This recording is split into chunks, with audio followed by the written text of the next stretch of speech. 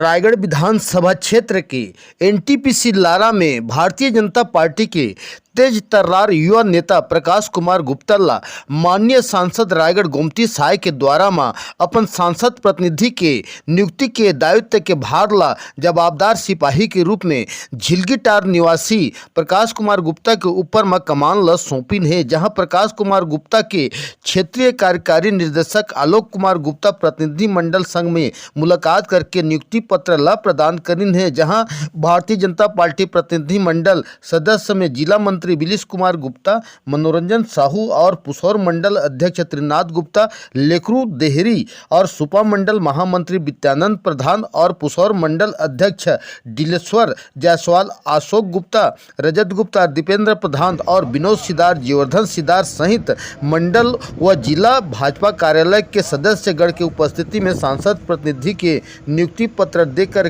के प्रकाश कुमार गुप्ता ला सम्मानित करिन है और दायित्व के भार ला सौंपिन है।